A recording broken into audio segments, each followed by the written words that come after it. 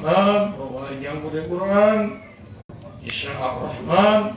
jika mau membeli lang, karena yang disubi kau, sehari ini sampai subi kau ki angka,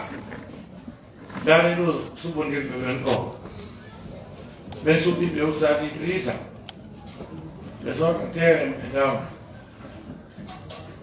nego yang katanya besok nanti dalam Arab Saudi Idrisa no bapa Nulu dia bapa, orang besupi ke usaha Idrisa koyo, usaha Idrisa bapa, naik kita nong kalang kita belajar jisu. Endana bisa do, beda supi kamu arahan yang bakal di jui. Nyandoi benut di usaha Idrisa nak betul alarai do kaji ingin dike do, jadi do arah do ini. Itu mengendi, nggak cuma wujud omono. Sari Idrisa pakai tunggal mo, kalau enggal motohan doko anak okori boki enggal, Sari Idrisa, Sari highway loro nasa komodo, awak kalau kan, yang tahu yang sultan, yang belabi,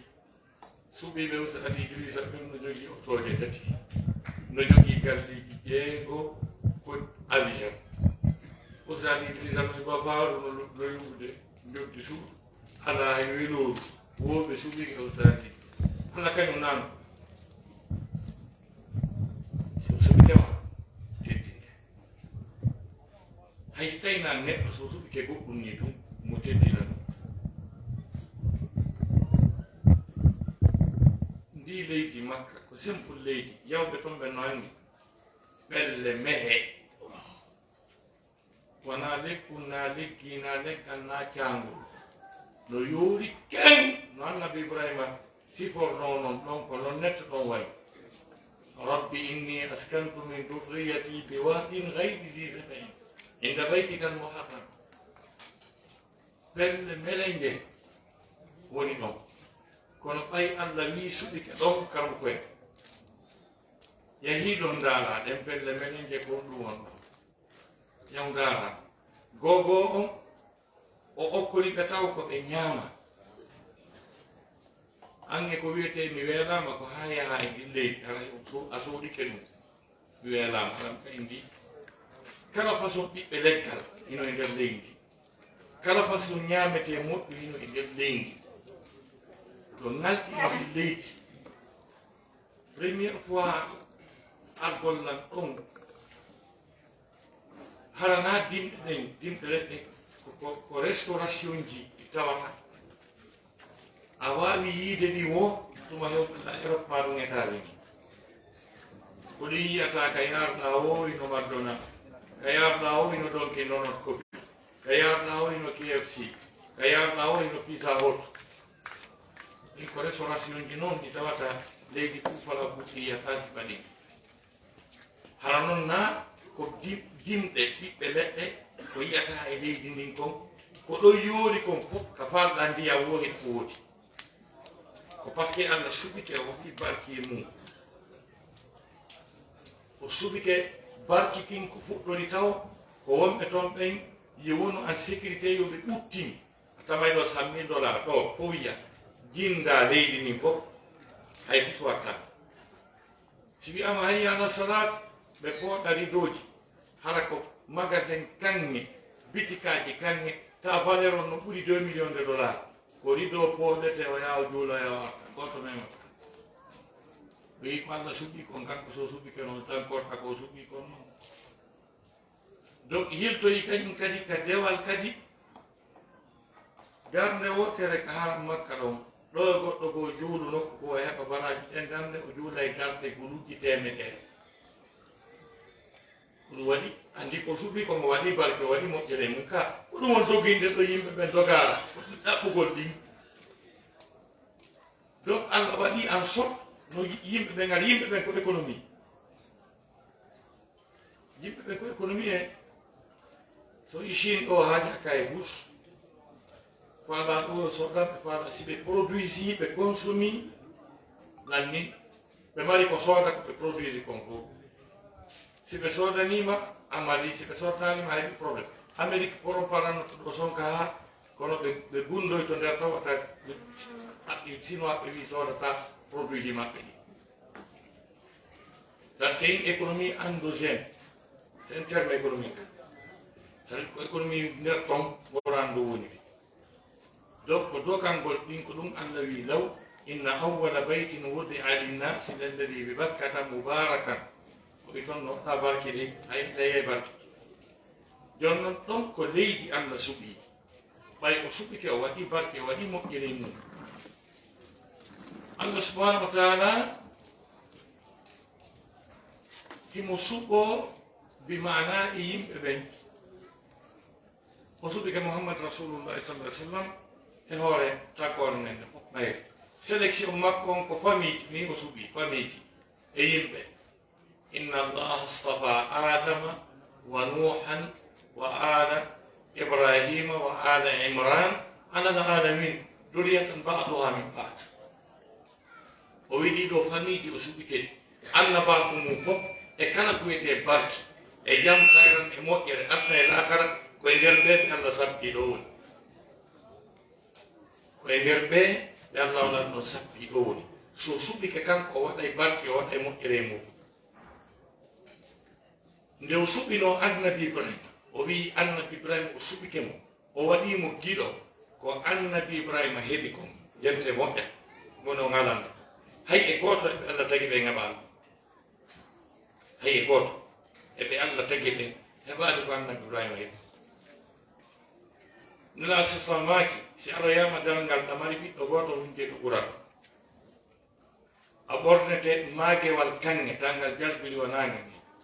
jaraneɗa a hakkal jagga jon noon daare aden goto wonke ɗo ɓurata annabi Ibrahima heɓi ɓiɓɓe ɗiɗo pete yaltita keeci makko ɓiɗɗo makko wiyeteɗo Ishaqa on heɓi ɓiɗɗo wiyeteɗo Yaquba on heɓi ɓiɓɓe worɓe 11 yalti e ɓen noon annabaɓe guluje ɗiɗo 2000 prophètes taaniraɓe makko goto amari windi ɗo goto qur'ana ko heɓata kon an goyna annabajo heɓuɗa na annabi kadi kanko noon ɓiɓɓe e taanira guluje ɗiɗo annabaɓe on ko gore goɗɗo ɗon ko ngoya sengo andi ko rewɓe ɗiɗo ay jibini goɗɗo ay jibini goɗɗo ngoya sengo telen ɗaka annabi Ismaila o mbami nelaɗo Muhammad sallallahu alaihi wasallam ɓurɗo teddude e mofte ɗen fof ko baben makko no ko baben annabi Muhammad rasulullahi sallallahu alaihi wasallam non ko par ce que ko soro makko nela sasama koye ligne annabi Ismaila on o iwi annabi Ismaila ko on ɗon jibina bi mana Makka ha gasi o woni ɗon ko janɗi ɗon ko jombi ɗon ko zurriya makko on ɗon poɗodiri ha Muhammad yalti e ɓen ɗon koɗo wasi nela sasama ɓe maki ana ibnu zabihain min komi ɓiɗɗo hirsaɓe ɗiɗo nelaɗo maki ɗon min komi ɓiɗɗo hirsaɓe ɗiɗo hirsaɗo arano on ko annabi Ismaila soro makko dow kaw iwri toon en andi ɗum ɗon ab conférence men on ɗon hirsaɗo limmo on ko soro makko direct Abdoul Muttalib e heɓiduno e probléme e sanamuji ɗin ka suudu Kaaba jon noon probléme ji gono toon sa heɓiɗi ko ya hirsu ɓiɗɗo ma aray noon waɗa beru ɓiɓɓe ɓe joguiɗa ɓe fof a winda inde maɓɓe waɗa tamoye tappidire ha tappidire ƴettoɓe no nder ɗon si ɓe ƴettimo inde mum hawri makko on hirsete ɓe tappi hawri ɓiɗɗo makko no wiye Abdoullahi Abdoul Muttalib wiye sanamu e yangodiɗe weldi ha kono wiyetata Abdoullahi mo am wala o inni urba o yo fuɗɗite urba on tappa hawre Abdoullahi kadi non wiyetata Abdoullahi mo am few ɓe wi ɓe fuɗɗito ɓe tappi tammu hawre Abdoullahi kadi Abdoul Muttalib wi sanamu ndaare solution o ndaari geruɗi temedere o hirsi o sotti Abdoullahi o woni ɓiɓɓe banu nelaɗo sallah sallam ko ɗum firi ko nelaɗo wi ko min ko mbiɗɗo hirsaɓe ɗiɗo jon noon mo tawata hara Muhammad ko tanirawo mum keyfi mum plus 2000 prophètes on ko kanko kongo heɓi ɗum ko annabi Ibrahima ɗum heewi par ce que Allah suɓike mo kan so subite o tettina e nima watte barkema jonnon ko e nder ɗum noon Allah subhanahu wa taala e nder kala ko wi'ete lebbi kon fof Allah suɓi lewru no wiye suumaye lewru no wiye suumaye Allah suɓindu o suɓindu o farli tagore nden horugol ndu par ce que na enen ɗum farla horugol lewru suumaye ndu a hayde ɗen so daari ka sot bakara verset 183 aya temedere capanɗe jeetati tati bakara daari ya ayuha alladina amanu kutiba alaykum siyamu kama kutiba ala alladina min qablikum laallakum tattaqun e koɗo yo gondimɓe horugol korka kan parlama e dow moɗon kono fallira noon eɗe mofte aditi ɗon fiyo ngulani donc jonnon e nder ɗen ayaji ɗin ɗon série ɗin verset ji ɗiyoton ɗen ayaji ɗiyoton ɗe fof majji eɓe ɓangini valeur e mawnugol e teddugol lewru aya aran on mi jangima jette aya ɗin mon kani kadi alada ayyaman ma ɗuɗat bimana ko ñalaɗe ɗe ɗuuɗa ɗe ƴuuta ñalaɗe ɗen hiɗe dolni hiɗe jogii valeur ɓurti kadi jonnugol e valeur ko tawi ɗe ɗuuɗa ko makiti siko o marso mari valeur si tawi noon o ɗuuɗa kadi tamo saɗi o ɓurta heɓde valeur ko Allah fandi ayyaman ma ɗuuɗat ko holluɓe ñalaɗe ɗen ɗe ɗuuɗa hiɗe dolni masalan ɗen ñalde ñallal gotal ñallal suumaye mo teki bas ñaami ñallal gotal suumaye ko ɓura fottanede e jomiraɓe kande selli ko wondema ko ñallal gotal o yoɓitata woodi yoɓe ko lebbi ɗiɗi jokkodirde dawnodiraɗe sawaw ñallal gotal on tigi yoɓitata kono affaire o naɗo woni affaire on ko ngal ñallal ngal o yoɓiti ɗon est ce que o heeɓi baraji ñallal suumaye ngal o tewi pas o ñaami ngal haysi o hoori 1 milliard duuɓol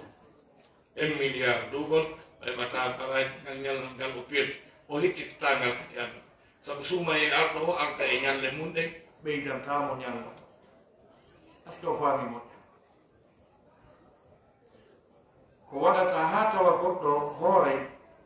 e honno wiyete lebbi ɗiɗi jokkodirɗi sabu mum bonni ka suumaye ko so tawi har on tigi rendi e ɓeygu mum ñalano suumaye ko ɗum mari nas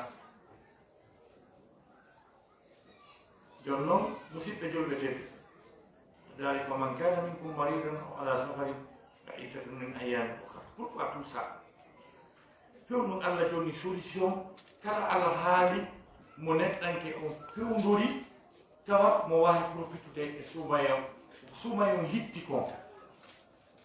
ko tawi ko suumaye on no hitti voilà ɗum no moƴƴi suumaye on ko hitti kon tawi Allah anditi fii nawmoɓe fii yoɓe heɓu kamɓe kadi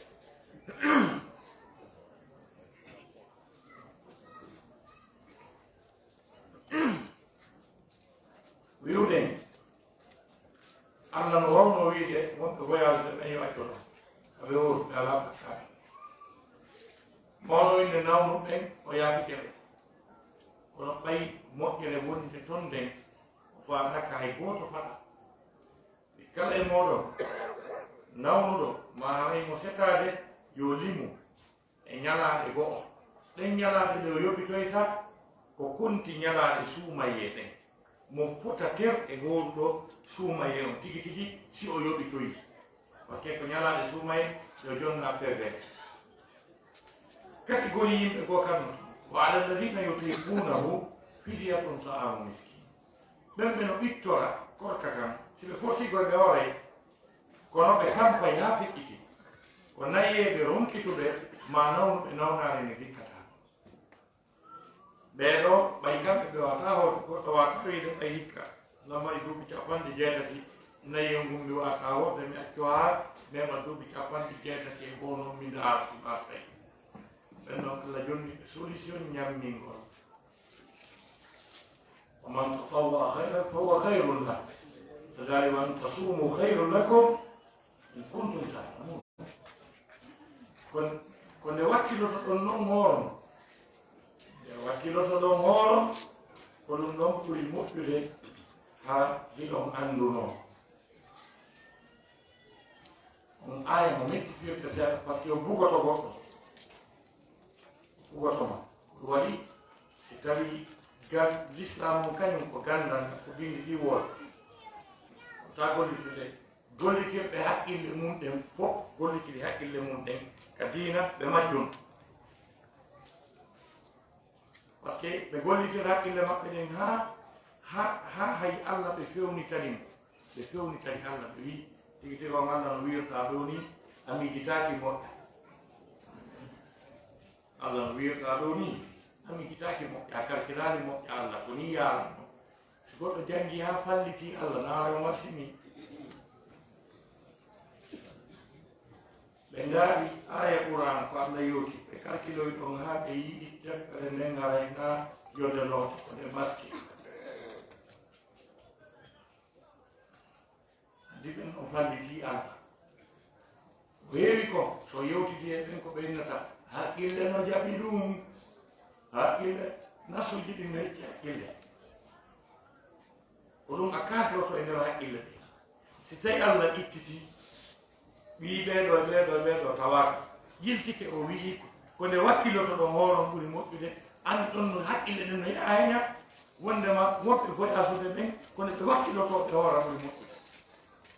nawnu ɓen kono ɓe wakkilotoɓe hoora ɓuri moƴƴude naye ɓen kono ɓe forsata ɓe hoora ɓuri moƴƴude est ce que haqqille ɗe yataɗo ɗum halle naɗon sa yaani ɗo gara a wobi tafsir o allah wi kala noon jooɗi mo tawaka e ɓe yittitaɓe ɗo hara nde o wakkiloto o hoora ɓuri mo moƴƴande sabu no woodi ampotoɓe moƴƴana hoore mum nawnaare fiita hooru ko ɓen allah faandi ko ɓen allah winde ɓe wakkilotoɓe o ma moƴƴinana hoore mum voyage no woodi ɗo woɓɓe ɓe voyage woodi sumayen ɓe wiyama sumayen ɗo ani ñamude si ɓe voyage ko ɓen allah ɓarindi ɗon wa an tasumu hayrun lakum yettoyi musidɓe julɓe tedduɓe ɗi aya ndeɗen fuɗɗi no haalede fi korka kono innitaka ko hoorete ko allah noon continue wi chahru ramadan lewru suumaye ndu'u hino sellirano ka wawi wiide ndu'u lewru suumaye ndu'u maɗo wiya ndu'u lewru suumaye par ce que ndu'u no suuɗi ley ton par ce que sa wiyama ya waɗu irab chahru ramadan ya waɗu irab chahru ramadan donc a wawata wiide e pelleɗɗani chahru ramadan irabu muɗum haray ko mubtada e khabar par ce que ko jumla ismiya الجملة الاسمية هي المبدوءة باسم وتتكون بمبتدأ وخبر والمبتدأ والخبر اسمان مرفوعان كلنا هو بيش جملة اسمية هاي جملة كفوتة تكو إني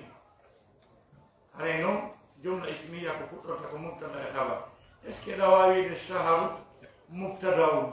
مرفوع ويا رمضان خبر مرفوع انت رفعوني كرمضان كما سويدا كما سو ولا يراب النوم انه نغيرتان ان الشهر خبر المبتدا مرفوع مبتدا ومكو ضمير مستتر تقديره هذا شهر هذا وهذا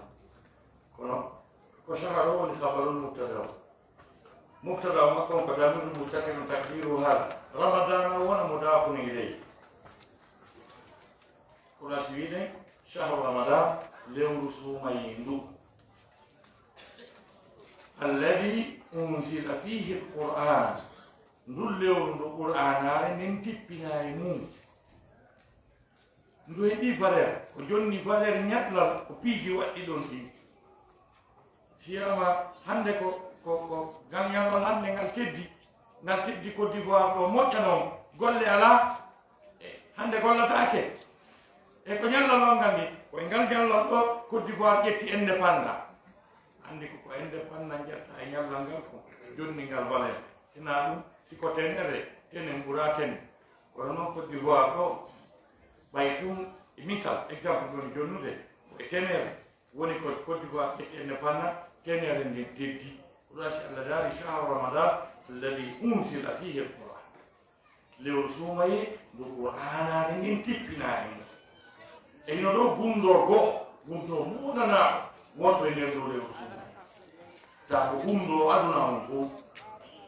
tippagol qur'anade nden e nder lewru ndu gumdo on ko honto yartata koko ari yeeso ɗon ko hudan linnas qur'anade nden ko peewal wonande yimɓe ɓen wona lewru ndu woni peewal hudan ɗon ko naatu e ɗaaɗe mi mana e qur'an hudan linnas alqur'anade nden noon ko nde peewal wonande yimɓe ɓen ndaari qur'an moƴƴa kala ka fi qur'ana woodete nder toon si wiyete hudan haray heewa linnas hudan lilmuttaqina no toon lilmuminina musinina muslimina no nder ono linnasi ɗum ɗuuɗa ɗon noon Allah daali hudan linnas ko nde peewal wonande yimɓe ɓen ko fii hon ɗum sabu tippagol qur'anare nden e nder lewru suumaye ndu lewru suumaye ndu woni lewru ndu aduna on change heɓi changement on changement mo aduna o heɓi ko on changement yimɓe ɓe woni wolde fii mum ha ñande ngal ngal dari yimɓe ɓe wooda e fi changement lagine si hewti élection changement mo yiɗa o yo Allah sansangin ɗum ɗo yo Allah sansangin ɗum ɗo changement kala no faamna changement les États-Unis d'Amérique ɓe hettinoke neeɓi ko ɓe ñaami ha ɓe aari neeɓi ko ɓe holti neeɓi ko ɓe moƴƴini train neeɓi ko ɓe baki heege ala toon kadi yawɓe to wono andi kono e hoore ko Amérique hetti kon fof en 2008 fonno Obama waɗayno élection e ɗaɓɓugol laamu ɗum hanlan toon kono kanko Hillary ɓe nangodirno ka primaire ɗo kanko ɓe John McCain ɓe nangodir ɗum tigi tigi hanlan toon kono Obama ko wonno slogan makko ko wiyeno we need a change on a besoin de changement e anglais ko ɗum o wooda en we need a change meɗen faala changement ko ɗum o Baba wi ɓa neɓo e haa ko wattide yes we can yimɓe ɓe waawi min change e Amérique donc Amérique e hoore ko ɓe heddi kon fof e hoore ko ɓe ñaami haa ɓe haali kon fof e hoore tawde maɓɓe ɗen fof wallahi mi yi trawal Atlanta ale o ni on ko trawde jeetati ni on ko trawde jeetati laawol ngol gol fof magol ko nga 16 voix sono ngol laawol waɗaari Obama e Baka on dari ɗo ɗo no wiide we need a change hani kono ko ala goɗɗon ko wiyete changement kon taga ɗon no faala joni noon ko ka lewru suuma e aduna o heɓi changement tawde on changement le ko gongajo hari aduna no hatton jinni mum ɓiɓɓe adama ɓen no hatton jinni e changement fiirno mi wiyani ƴentinede annabi Isa naɓɓe ka kam e nelede nelaɗo woɓɓe goo wi ko duuɓi 100 e duuɓi 50 woɓɓe wi ko duuɓi 600 e nder duuɓi 600 annabi araɓe yimɓe ɓen gayni majjude wonti caafaji wowɗo e wono fuɗudemo wowɗo e wono jattudemo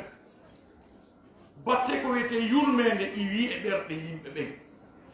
koɓe jokki ko piirugol walidira joni ɓe tampi ha wuli ha ɓe ma poti e hoore mum ari ha jinna ma pike jinna ani kañum kadi par ce que jinna tigi wi no feesonni e changement affaire o wuli satti dey parce que tay jinna kadi ka wonno débrouillade ɗo wurere ne fata ɗon kadi sokama hadi jinna togindira yaado ga jento gonga ngutu tippo ɓeyda ɗon penale capanɗe jeenayi wurere jinna fata ɗum kadi noon kupoy kadi ɓay ɗum kupoyi Allah gani wa inna kunna naqudu minha maqaida lis-sam'i wa man yastami' al-ana yajid lahu shihaban rasada eyi hande minen togindirayno de min jento ɗo to ɗon kadi fermina ni kala yawɗo ɗon ha minen do anki men yawno toon nden ɗo yitere an ko ton lutti goɗo jungo an ko ton lutti ngal koyngal an ɗo ko ton lutti ene toon kadi fermi a bonno watten tawi wuli fewno nden ñande hay aduna on no faala changement hay aduna no faala changement ha jinna tigi wi'i wa anna la nadiri asharrun urida biman fi l ardi am arada bihim rabbuhum rashada enene ɗo affaire on satti min anda wa joni hara bone woni ko falana ɓe ka leydi hara allah falama halkugol wara kala ko woni ka leydi ko fof ummula o lanna ma o falama addude goɗɗum ko jokke aduna on ɓutta aduna on wona e jam on nani ko jinna wi ko ka ko gotel e piji ɗiɗi imma aduna on nannay woni few maɗum aduna on heɓay woni direction laawol fewngol fiyo aduna on ɓutti ko ɗum noon ari e ndu lewru suumaye qur'ana on ɗum tippi ko ɓay noon qur'ana on tippi ke waɗi fewndo on sey ɓay koye nder lewru suumaye ɗum woni ko qur'ana on tippi allah daari chahru ramadan alladi unsila fihi lqur'an hudan linnas ko ɗo peewal wonan yimɓe ɓen fof ko gundo aduna on goo waɗi e nder lewru suumaye tippagol qur'ana o aduna o change haqqeji tabintinna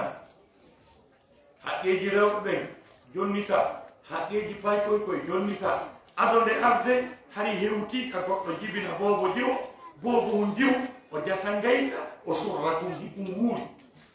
wa idal mawudatu su'ilat bi ayi dambin qutilat hari hewti sattende tampere e bewre e yettugol allah ka baɓen goɗɗo waalo maaya acca rewɓe tato nayo jowo ɓiɓɓe ɓe wi'a goɗɗo goo andata fii nene maɓɓe joni mo kala yo jombu nene oya hari ɓe hewti ɗon qur'anayi wala tankihu ma nakaha aba'ukum min annisai illa ma qad salaf hari tana on ɓe majjere nden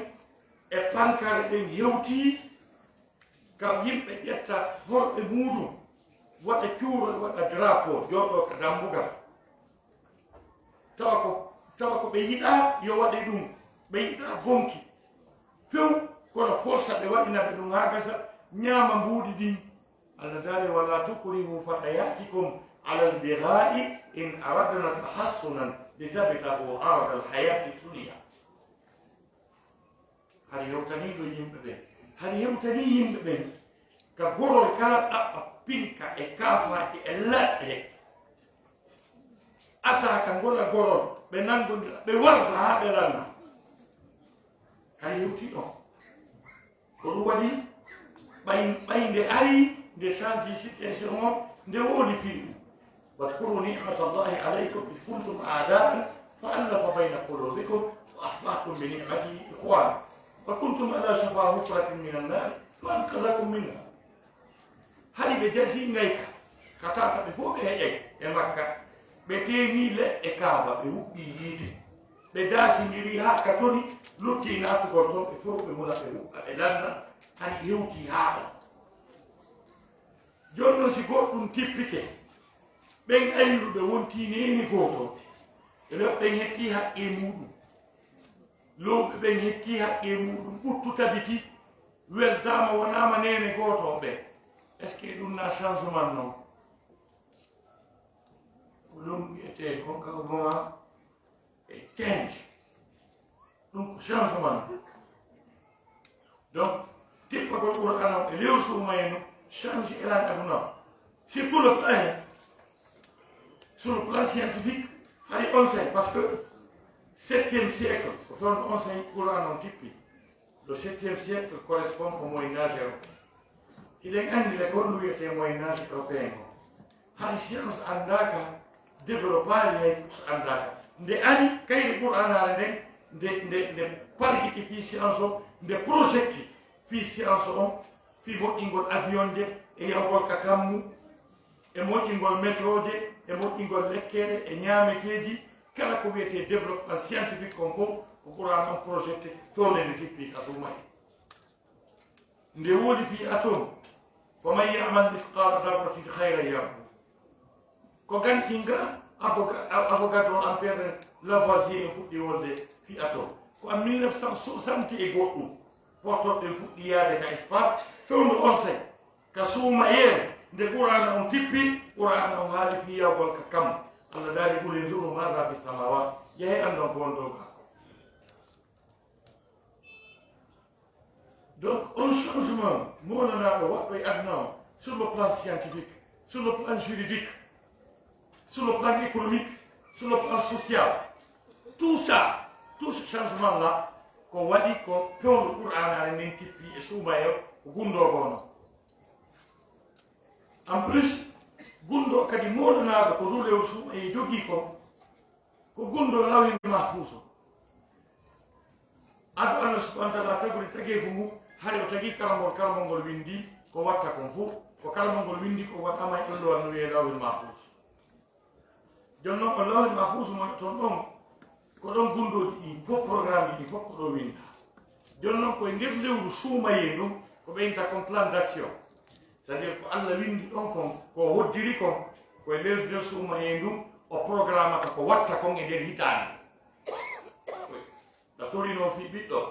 kaka suumaye ɗo Allah validata ɗa torino fi suudu ka suumaye ɗo Allah validata hiɗa hoddiranano goɗɗum ɗa hoddiranano suudu ɗa hoddirano eggugol ɗa hoddiranano koddureji ɗi fof kala ko wiyete koddureyo kon fof koye nder suumaye ɗo programme mum o watte exécution mum annuel on koye nder ko suumaye ɗo watta ko ɗum ɗo wiyete leylatul qadri woɓɓe no wiya jemma kodduruye woɓɓe wiya jemma mawnuɗo jemma tedduɗo donc par ce que kalimatu qadr hino ƴetta e kodduruye hino ƴetta bi mana e ko ɓitti hino ƴetta bi mana ko dolni ko waɗa barki ɗin ɗon fof mo on no yaye majji fof mais nato wonde permatata en kam ko ɗum waɗi si woɓɓe gono wiya ka français ɓeyna la nuit du destin woɓɓe ko noon firitoneede kadi la nuit du destin woɓɓe wiya la nuit du décret c'est-à-dire c'est une nuit au cours de laquelle le patron procède à des décrets ta ko décret ji lanɗo o ko fi hon ɗum Allah subhanahu wa ta'ala tabintini wondema lawhi mahfous o wimo révision mo ngartamo koye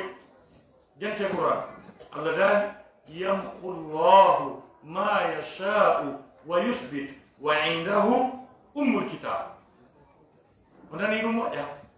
ko Qur'ana koye ni ko Qur'ana ni yamhu llah Allah no monta ma yasha'u ko faɗɗa montute fof wa yuthbit himo tabintinna kadi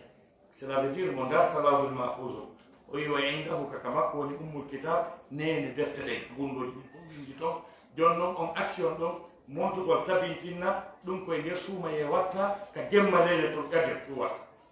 donc si ɗum waɗama malaikaji ɗin arda e ɗin décision ji décret ji arɗe ɗi ko ɗum Allah daari tanazzalu lmalaikatu wa ruhu fiha bi idni rabbihim min kulli amr sika ko ɗum fiɗi ɗum tanazzalu lmalaikatu malaika haɓɓen no tippo wa ruhu wondude e seydina jibril fiha alhaw tawudu ila leyla on faami fiha e nder jemma mum bi isni rabbihim e dunga e joom maɓɓe ɓe ara tum ko délégation ɓe nela min kulli amrin ɓe arda e kala piyakeji ɗin fof décret ji ɗi Allah signi ɗin fof programme mum fof ɓe arda e leydi so fama ɗon aya ɗum meddaw e aya go kadi Allah taali fiha yufrahu kullu amrin hakim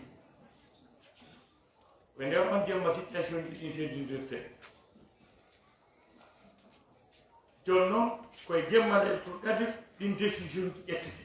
Allah kanko ndemo ƴetta décision ji hawniɗi hurɓiniɗi hay kanko mo ɓanni yurmede makko nenge makko par ce que ɗon no hurɓini ha ko ɗum waso waɗɗum ɗon ko jemmalade to kadi ɓayta ko yurmede jemma yurmede moranade ka dewal moranangal wawete waɗe ɗum ɗon ko gundoji go'o gundo o gundo lewru suumaye ɗum ɓayde kadi ɗon koye nder suumaye woni e yilti kañum kadi fi kanko baddo seniɗo o ɓangingol waɗe teddugol lewru ɗum holɗum waɗɗi ine mayu nduɗo lewru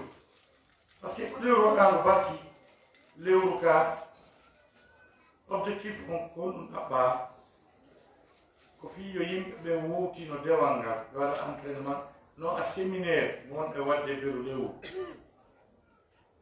ko ɗum woni fiinduɗo lewru suumay ko majjinta kon Allah nangi jogitiɗa fiyen wakkilo waɗen dewal enen Allah tournen page on kala ko wiyete bakkatu gon fof so seede nge mum moɓe baraji ñani molana mo fuɗɗitoɗe hitande men nenta ko hitande labande joni bakkatu rowtirama baraji buyi heɗike on stratégie anti lewru ko ɗum waɗi ko majjinta kon Allah jogiti nela samaki hadis maɓɓe selluɗo no arde moɗon lewru teddudu lewru waɗano baɗi lewru ndu dame aljanna on udditete dame yiite ngen soke seytaneji ɗin kolbe ko ɗum wasi qur'ana wi alam tara anna arsalna shayatina ala alkafirina ta'usuhum azza ayaɓe ɓe wurti seytaneji ɗin e dow heegaraɓe ɗi dimmaɓe dimmugol ko ɗin ɗon seytaneji dimboji ko ɗin joga ɗum ɗo no hannuno wonande kala neɗɗo dalil wondema Allah ko gonga qur'an ko gonga suuma yeesi ari seytane programme seytane ɗumtoto ko wanno koko majjinta kon joga no kolba a yeyi taxije ɗen fof ka galli watte kala ka musique watte fof ko qur'ana wattete maɗum ayani hay ka makiji on tawi ko qur'ana woni jangguete ka maki ɗum na musique maki fof ferta rewɓe ko darori ni fof ɗaɓɓati gawnu donc yiya wi neɗɗo mo anndanɗa hoore hay mo waɗi rastaji ɗi kayita mo mo maɓɓi tankorol ndu yiyamo mo pooɗa gufunaru suuɗa rastaji ɗi jogo jiɗɗirol ɗine ko grandos ni ko grandos kono koko yeyata grandos kon kolbani taw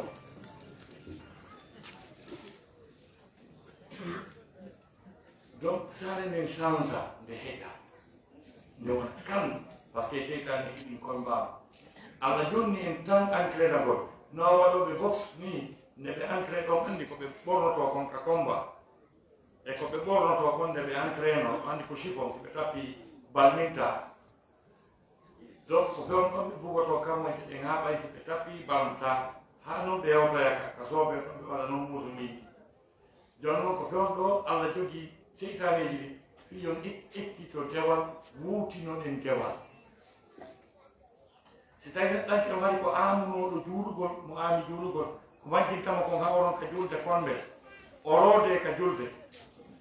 o juula waktuuji ɗin joyi e suumayo ha gesa o watta ɗon rawatibuji ɗin naafiloji ɗin suumaye ɓeydanamo ɗon naafilo salatu tarawih o ɓeydanamo qiyamu layl o andi e nder lewru mum o roodiki ka julde si suumaye maɓɓi hayso ɓa joni qiyamu layl e tarawih ɗuytanike mo o wawa joni julde waktuuji ɗin par ce que o roodiki e mum moƴƴa si tawno ko probléme rewɓe ko ɗum wembimo ko ɗum feetinimo mo jogui rewɓe tato suumaye wiya ñalorma o goto memotaki si ɓe wondi ɗon e nder lewru tato nayo o memaade hay goto ñalorma fof jemma o kañum kadi ronkere nden e muttagolngol e ƴiyamo leydi si kaalay ko ɗin programme ji mapini suumaye si maayi ko ɓen ɗon ɗuɗan tan hana wi goɗɗum ko mapini ko sifati fiji fof bi mana woni ko suumaye o andi lekkitay no jamnayi donc ko ɗum waɗi musidɓe julɓe tedduɓe nden asafama ki gaytagol hadis o ɓe makina fiiɗo e nder suumaye on ko farilla yoɓete farilla yoɓe iwi jeeɗi so ari ɓe julitaɗe ɗiɗa jooɗite malaika ɓe winnata balaji juulɗo fana sa watti ɗon sa juli fana malaika ɓe ko windata fanaji jeɗɗi juulɗa no wawi wonde temeɗɗe jeɗɗi ma guluji jeɗɗi no wawi wonde on fanama mo juulɗa ton ɓay tum mo hawrodiri e nder suumaye Allah validane jam safana goto mo juulɗa e nder suumaye donc ɗum noon nena sitamaki man qama ramadana imanan wa ihtisaban غفر له ما تقدم من ذنبه kala ñinnuɗo ɓe makanima sama hunaka farqun kabirun bayna sama wa aqama wawi wa julde nden allah ko wiwa aqimu salata so ñinno julde o wiyanen julɗo saabu fulko farganiɗo ɗuuɗi ɓanki waɗi sport jooɗi banki e julɗo na gotum on ɓaani ɗum noon ko goɗɗum ngo e nder muɗum donc si tawi en ñinni korka kam no hanniri noon dennanangal bakkatuji men ɗi fof allah yawa ñande ko nelaɗo ma kono aminaji tati tawi ɓe wadde hutuba sabaɓe landi ɓe tawi amina bo ko allah huuɗi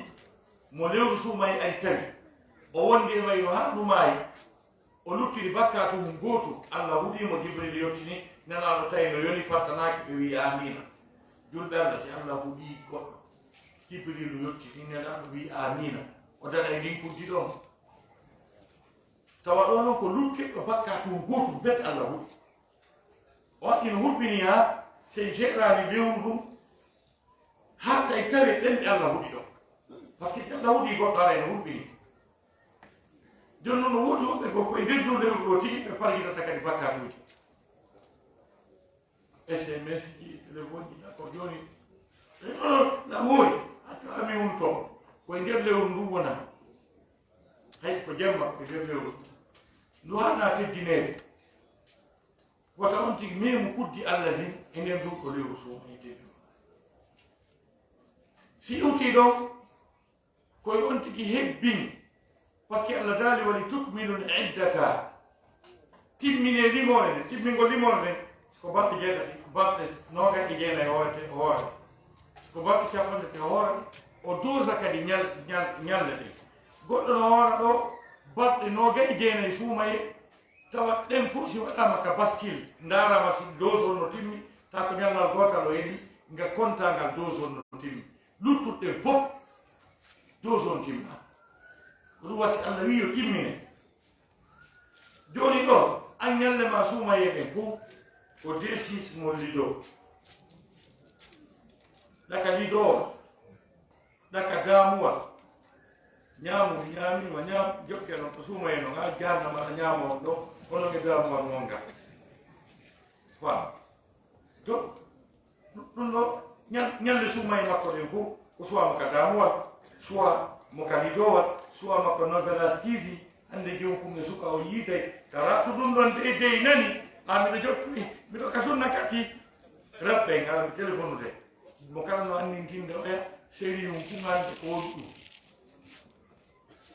kono on awadde lam moƴƴinde sunna kati o kono si allah jaɓi mi daara e kum ɗo ande gati an suuma e ma on fof ko ndaɓe ko série ji e damuwal e champions league e télé e cristiano ronaldo e léonel messi e ɓeɗo e hellagol ɗi faalɗa wonto astahfirullah woni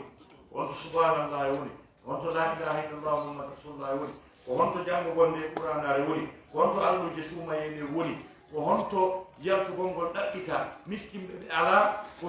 it waɗɓe sunna kati okkora ɓe koɓe waɗira sunna kati honto ɗum woni e nder balɗe noga e jeenayi e nder balɗe capantati lebbi sappo e goo hiɗa e mofo maaba a ñanayi allah lewru o turu ɗayna hoore ma ɗon kadi ɗum ɗo fof wona ko hani ko wattangol hakke nana so famaji si a huntini hoɗuɗo gooto kala baraji ɗi on tigi rewi allah ɗin e nder ñallal ngal ko heeɗi ko fof a hennoto hala ko makko kon ɗum taaki ɗamari feere anda wawi programme ngol ñande o ñande wontina yimɓe sappo ma yimɓe nogay ko ɗum waɗi mawɓe men ɓen fuuta ɓayɓe faami on hadis moyen ɗuuɗa ɓe ɓe haddi ɓe fof yo ɓe ɓanno kopiyoy koye nokku gotum mo kala ñamete o mo kala ƴetta baraji o yaɗinta ko makko kon ɗoytaka ɗum ko stratégie donc e sifa ɗin ɗon piiji fof joni mi sakkitora yewtugol technique ji seeɗa piiji koko tata korka kan hino jaɓi yimɓe no resindi e mum ana mari baraji suɗɗagol ngol yimɓe ɓuuri a yisi sulli ke rendu Moussa e gandi ɗum ɗo suɗɗagol ngol hino wallito fi on tigi sattu ñalawma kono no mari kadi moƴƴere goo ko hetti ɗum ɗo nela sasamaki ko woni hakkude korka men kan enen e korka alyahuda e annasara koko sullotoɗen hino mari baraji dongal e wakkande hay ɗimmo hay ko tasi ndiya yara anni a ñentininaɗo a sulli ko ɗi hay baraji sulliɗo kañum e humtagol ngol law wate kecco a niɓɓita ha wona heewugol futuro on tigi tigi woni tan ka humteteɗo ko tan ka futuro on duuleteɗon no nde aɗa hokki chance waɗugo leyɗe arab ɓurɓe en andude fi ɗum ɗon ɓen no woodi saa'i ka taƴet ka humteteɗo no woodi saa'i ka futuro on duuleteɗo wona makka ɓe noddinayi futuro on ha gasa 15 à 20 minutes ara yimɓe no ñamde so juula futuro ɗum ɗon kadi ko sunna no humtagol lawno nenaɗo maki mofte am ɗe seerali hiɗe wondi e barki fanni tama yiɓe ninnude sullagol ngol ɓe yakkina humtagol ngol ko hadis nenaɗo en plus on tigi kadi hunto si juula no waɗi ɓe boɓe nayi ko tuma ɓe juuli o siɓe hunto ko woni sunna on ko huntagol si juula ko ɗum ɗon kadi yaadi tigi tigi o a wawata mon nami no ko piregol ɗo ɗanni kunɗa ko ketum kunɗa ko bla kunɗa ko tooli kunɗa futti on no wuurdema waɗa ɗon safa anda ko jokkuɗa a mema ɗon seeɗa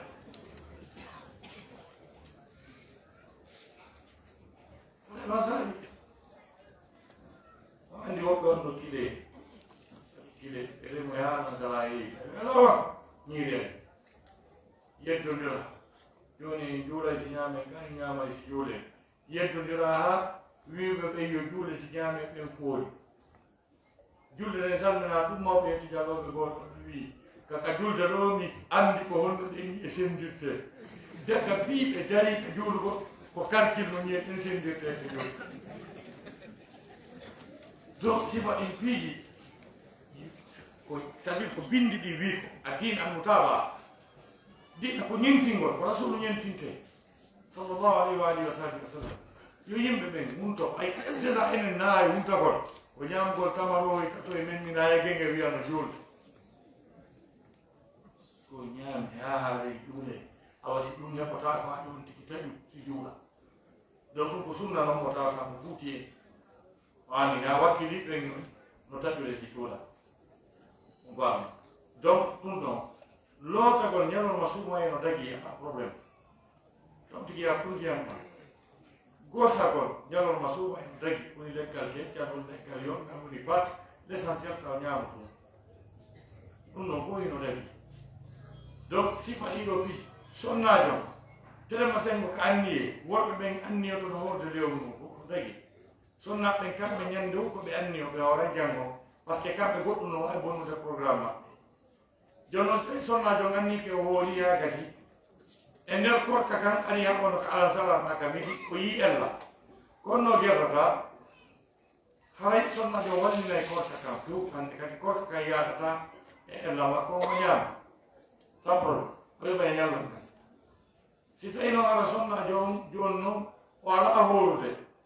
ari ha o fewno ko alan salar o laaɓi o andi o laaɓi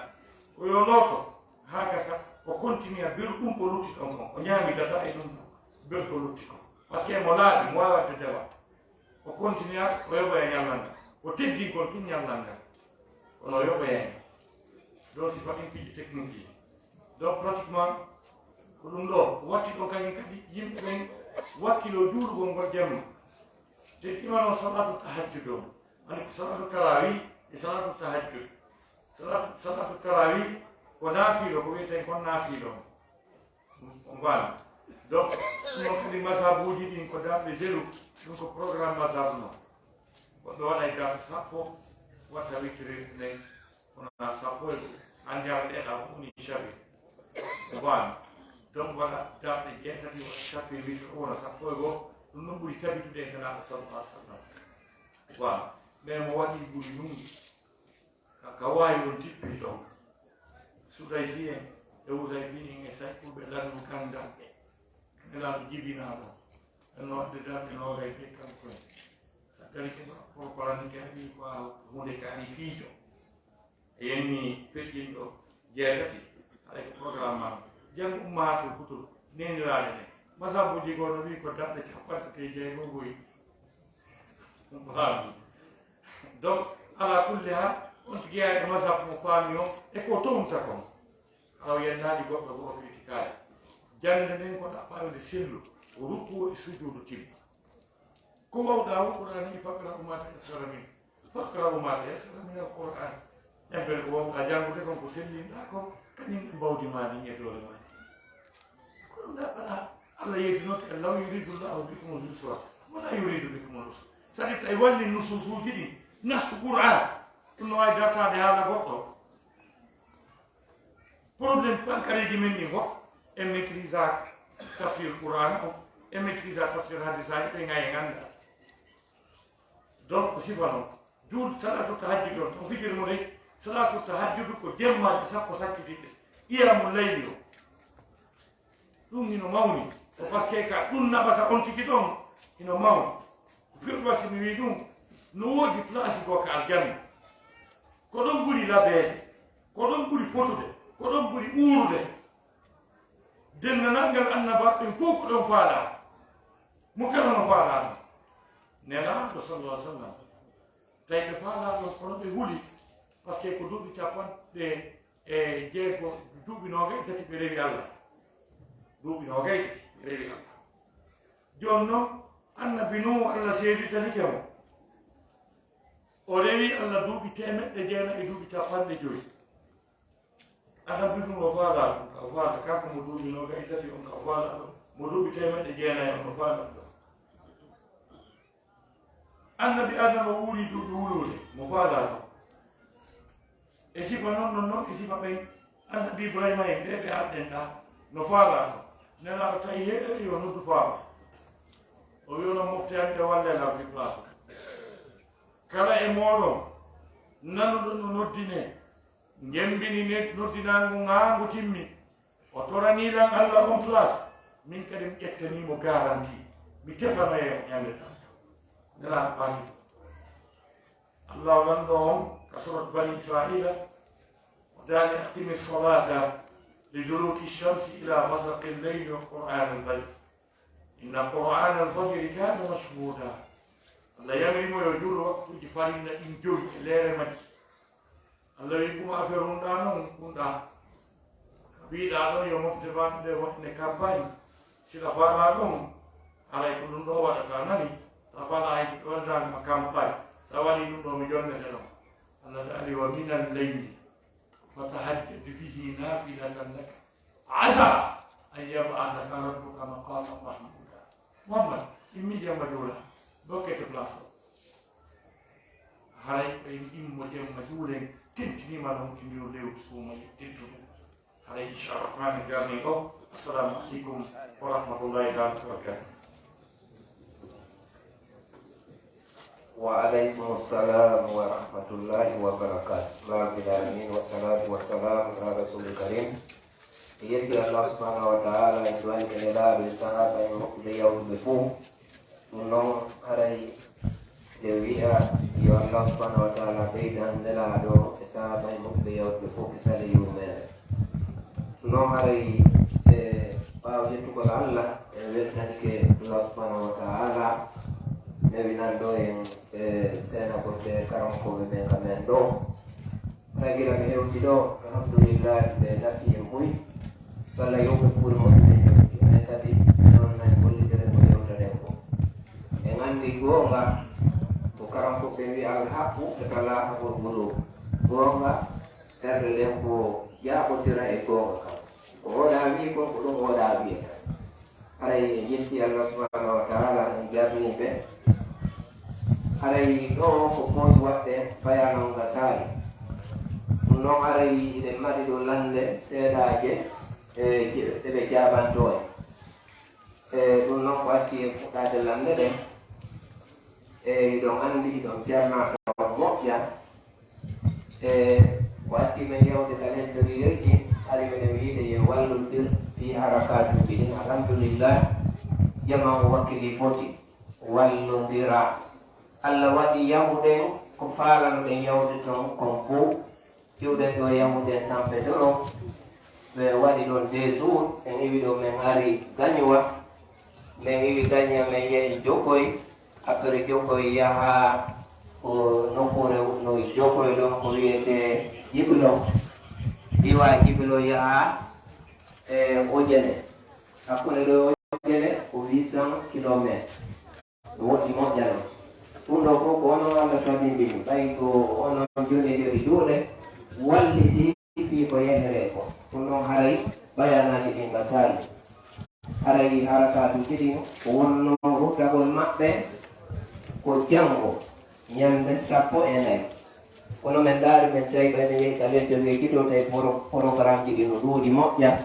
tawi no woodi ka kadi nokkeli go'o duwaɗi yahede ɗe yahaka laati wano a ñama miɗon anndi ton ko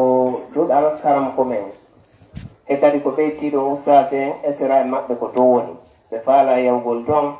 e hiwro esiraɓe ɓen miɗon anndi ɗum ɗon ko hunde kadi jeeyande jokkere en ɗan goo mo Allah subhanahu wa taala yamiri en yen jokko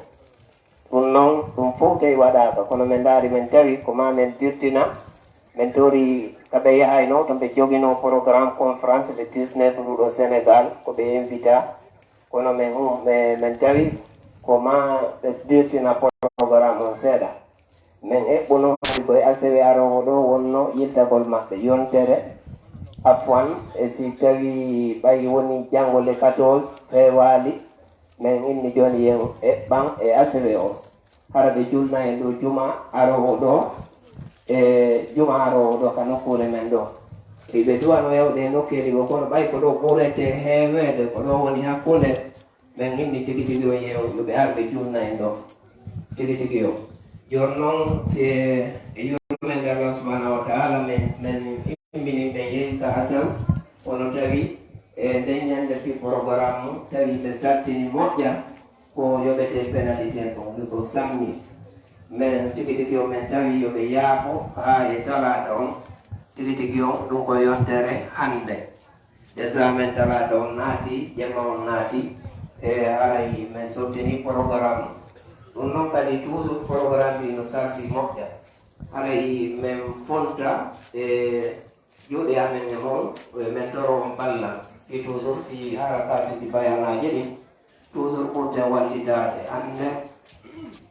ande haray ko si wallodirama goɗɗo o tampata haray inchallah wakkilode moƴƴa e memminoɗen mo kala ko heeɓi wo hoore mum woni ko waɗani haray wama anfaqtu min sayin fahuwa yukhlifu kala ko defantuɗon hunde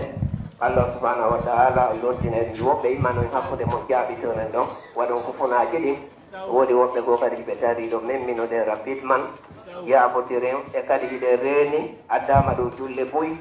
ɗo fof tigi tigi on ko wona ɗum e yoɓeede haray si accirama ɗo neɗɗo goto ma yimɓe ɗiɗo ɓe ŋaƴƴiloto kono mo kala men si waɗi goɗɗum pelleppiji ɗin marsay haray minen yaaɓigori faamuji men ɗin koye yewteteɓe seeɗa faama ɓuuri haray meɗen weltani on kadi normalement wakkilare ko wona e wakkilere ɗeɓon haray koye wakkilo ko tan ko duwaɗe wakkilagol ettoɗen inchallah enen kadi wallitoɗen sippe men heddiɓe ɓe nanali ɓen no ɓe nanira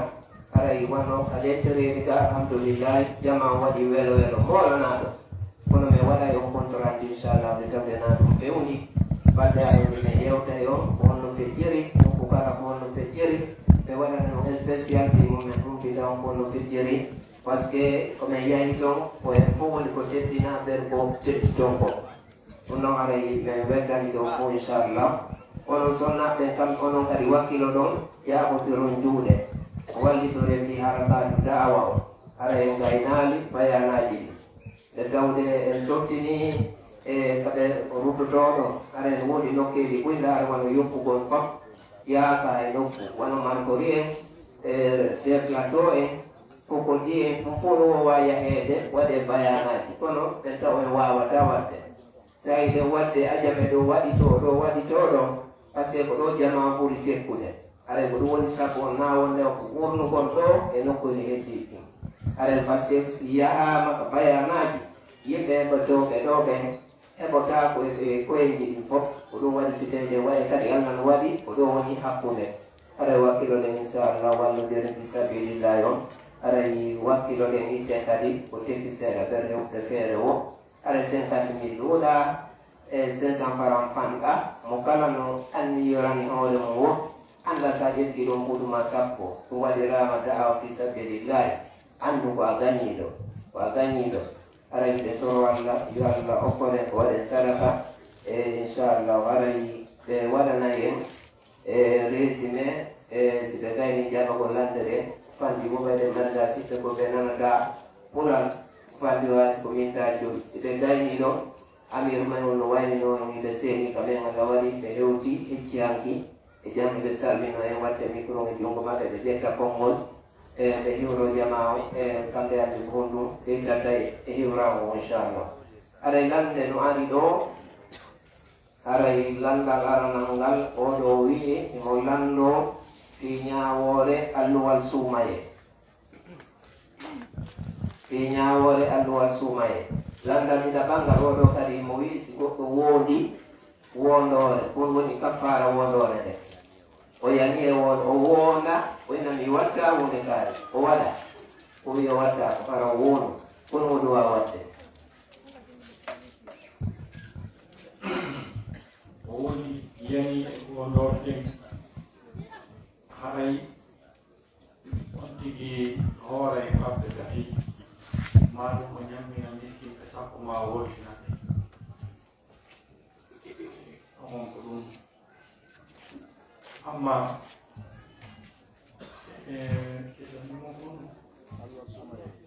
oɗon ñawore alluwal suumaye ko loga e ƴernade men e juulirɗe men ɓe watta ɗon gasu ɓe janna ɗon gasu qouran ɓe janna ɗon gasu tafsir ha lewru ɗum maayi ɗum ɗo woni alluwal suumaye min kala e ngaɓɓinayla moƴƴa ko goɗɗo landanto gonɗon ñawore ɗum ɗon tawi ɗum no kiisi dagaki haray si goɗɗo wi ɗum ɗon dagaki haray ko ɗum taɗin makko haray ko ɗum taɗin makko ɗum ɗon dagaki juulirɗe ɗen aslam woni valeur juulirɗe ɗen juulirde hettata valeur mum haqqe muɗum ko lism amon ɗaɓɓiri juulirde nden ɗon e jagatake nden ɗon fiw Allah subhanahu wa ta'ala mantiri juulirde ɗen ko tawde jomiraɓe gande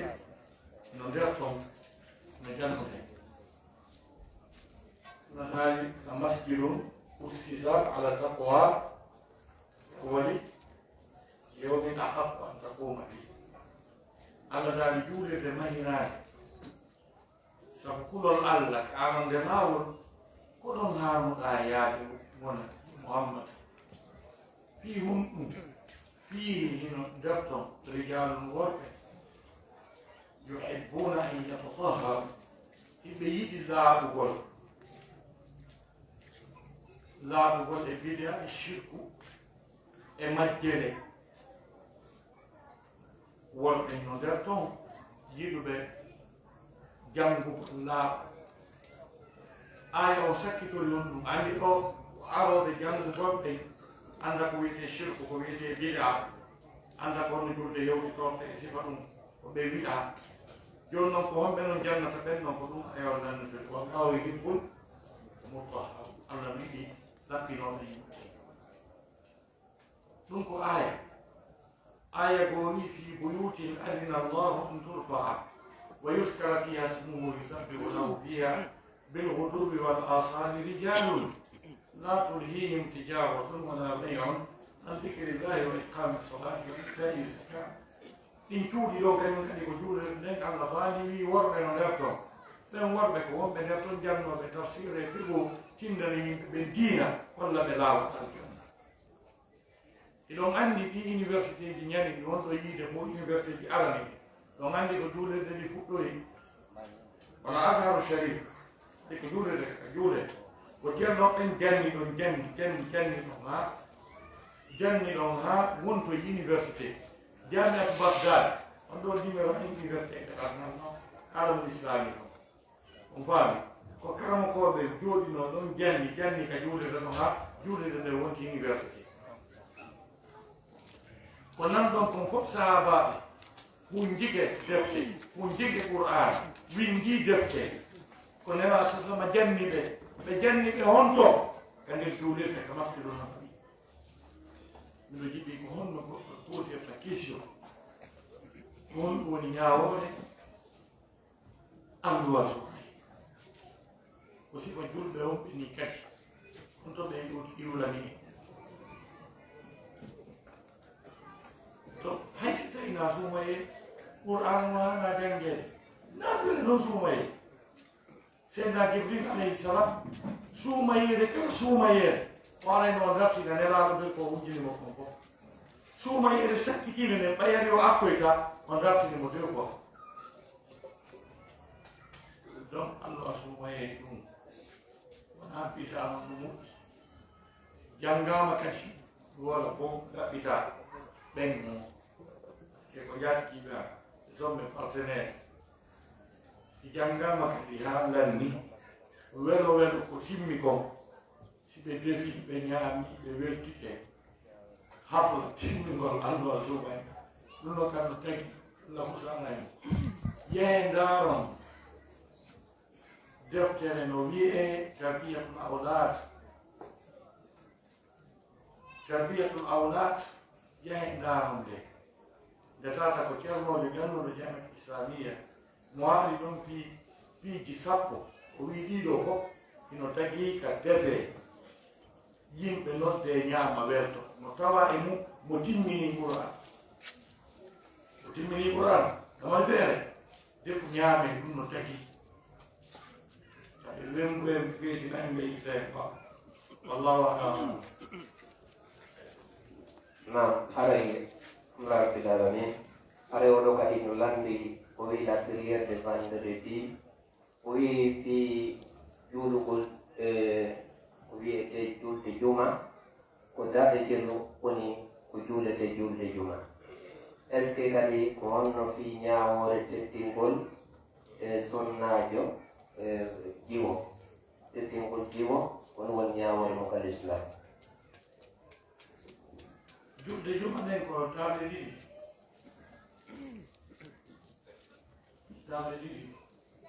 woni julde juma iidi yeten ɗiɗi kañum kadi ko darde ɗiɗi kadi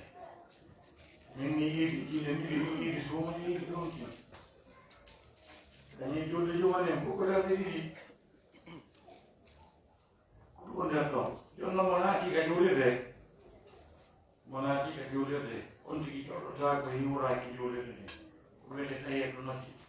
leere wo leere nde goɗɗo naati ka juulirde hay sey koye juma hay sey imamu fuɗɗike fuɗɗugude o juulere lamɗi sotto teɓe mbaɗo yimɓe ɓen ko ɓe noneji tati ɗiɗo ɓen fof fadde woɓɓe naata ta imamu no fuɗɗugude ɗo jooɗo ha imamu on sammi ha juma lanna hajo maɓɓe ala woɓɓe naata si imamu no fuɗɗugude ɗo jooɗo ɓe acca ha imamu gayna fuɗɗugude fokkita junnugol hakkude ɗon e yugol sappo ɓennade julde ɗon dade ɗiɗi ndikka kadi ɓeeɗa e ɗi ɓen ɗon ndikka ɓe jooɗi ɗo fan kadi hoori mum ha yalta andi ɓeeɗa adiɓe ɓen wona bida ɓe waɗi ko dewal ɓe woopi waɗugol hiwre goɗɗo yeɗɗo masjid on ko yemiro e nelaaɗo sallah sallam ko ɗum woni ɓe waɗaani ɓeeɗa noon kamɓe ko bidaɓe waɗi ɓe waɗu ko nelaaɗo waɗaani yamiraani ɗum wurɗini ko wiyete bida noon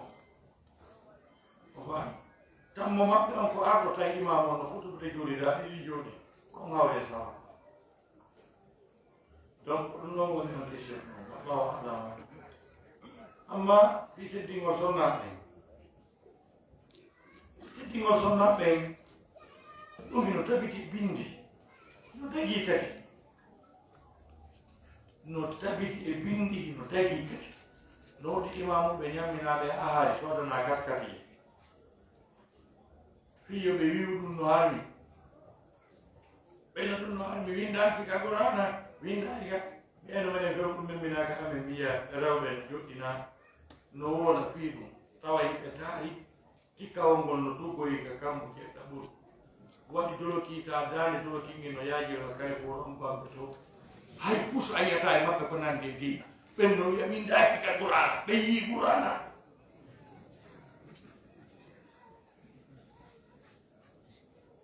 fii ɗum hiɓe ñaami buuɗi aɗi mbuuɗi kadi woni namde ɗon no ɗumini i portowoy no ñammini ɓe mbuuɗi no foti ɓe namgol ɓe france ɓe woloya ɗum to kamɓe kadi ɓe metto avion ɓe feetino ɗum no tabiti bindi hadisaji mum no ari o yaade hadis on kaminajo muslim kenenaɗo maaki sunninaɗi ɗin ɗiɗi si memodiri haray longal waɗɗike on ko hadis noon si sunninaɗi ɗin ɗiɗi memodiri haray longal waɗɗike ɗum ko makko nenaɗo noon sonnajo ko wino nenaɗo min ko ɗum mi watta kon ɗum wiwɗa nenaɗo maaki waɗu kono ala ñosaki mi manara ittali fuu teddingo sonnaɓe no tagi woni nayo itte fof si ittama fof hay probléme naata par ce que hanen on defi moodi on ɗon probléme par ce que wonaymo so tabalde si ittama seeɗa no moƴƴi par ce que hawrinanaymo faande on kono hara faande on no toon par ce que si accama ɗon kadi faande on kadi ɓurtay metta jeerude mais ala kulli hal ko tabiti on fiqul islami ko hino dagi wona farilla waɗɗaki si ɓe waɗi no moƴƴi si ɓe waɗali ɓe lettatake nakara fiɓe waɗaki daso faami ɗum won nder ton fino hunde nden nane farilla hewta kadi ka goɗɗo wiya windaki ay nokku dagaki donc en wonay wiyete alwasatiya kon kadalika jaalnakum ummatan wasata woni mi waɗi ɗo mofte hakkidiɗe na mofte hakkundeje dey ko hakkidiɗe hara na feƴƴintiɓe na ko woni o haramu na ko woni o no dagi kadi koɓe hakkude noon voilà tawa na e koyde extrémisme voilà kana wallahu alam ay kisuni nan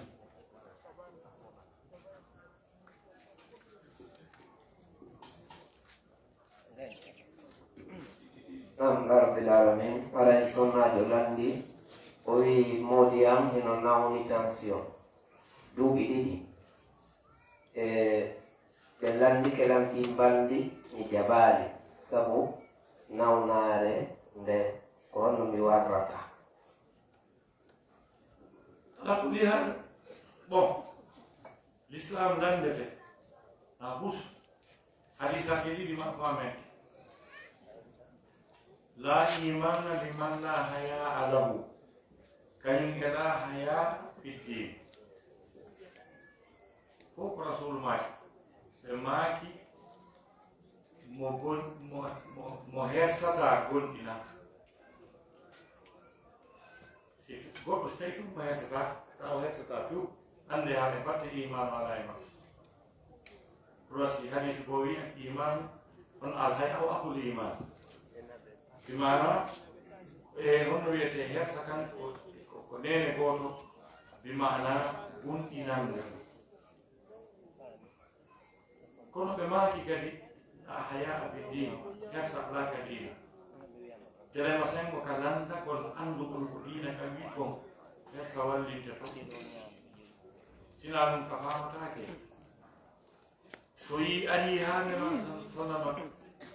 nene aysa filliti ka wonnema kamɓe e nelaɗo ɓe lowtodi emiran hu gootum bon goɗɗum lutti diina ka woɗɗani haray ala No, ça dépend. Parce que si tawi hara ko ñabbeeli ɗi anndanɗa hoorema tawa wondu kon makka mbandu raaɓinay nawnaade ɓurɗiniide hay l'islamu ko wi'ata koye ɓe ndaaro solution ɓe ndaaro solution no ɓe gerdaare ɓe yiiɗay ka wande ala nawɗaa ɓe hewtaaji ko ɗum ɗon ɓe watta way no woodi laayi ɓe ɓatto ɗum dow ɓe ɓelanɗoɓe ha domaine sa tawi ko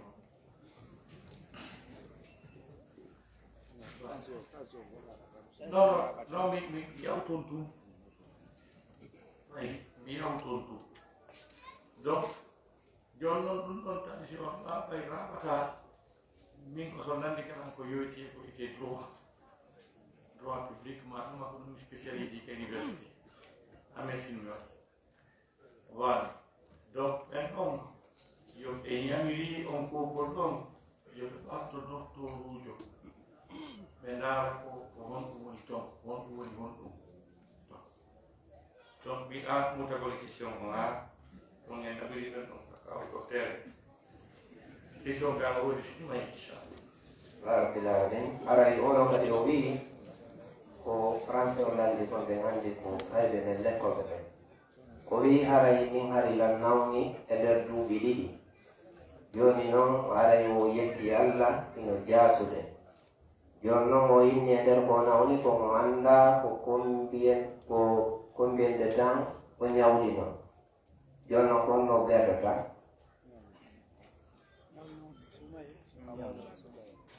o harimo ñawli harimo nawni o ñawli duuɓi ɗiɗi e joni noon allah waɗi jaasi seeɗa o wi noon joni hari fewno o ñawlino hari o anda combien de temps masalan o ñawlino kon no gerdata ala kola solution ka l'islam oɗo l'islam ko wiyatamo koyo calcul ka haqqille makko bero ha ka haqqille makko ɗen ala noon mo nabiraɗe haqqille makko ɗen kam faamira ɗon bimana tawa no wawno wonde ala ko nogay ko ñawli lewru kala andi ɗon ari ko ɓanɗe capannayyi hawrata o tawa ɗum ɗon hino ɗuuɗi na ɓaysa tawi o wii koyo tigi calcul ka haqqille mum ɗen nangi o to ha o watta balɗe joyɗa wonde ɗe duuɓi ɗiɗi ɗi ko balɗe sappo o ñawli haɓe wonde wonande ko calculowo ha tawa ɗam ɓuri e ɗamɗinade ko ɗum ɗo so tawi ko yore haqiqa jam famu sorato yo wolu ɗum ɗon yo yoɓito ɗum ɗon si tawi hino ɓurɗo hoori ko ɓurti ko balaji wonani si tawi timmani hayana yaafkemo kono ko si tawi hara noon hara ijtihad makko tinni o yarani ka hoyri ɗon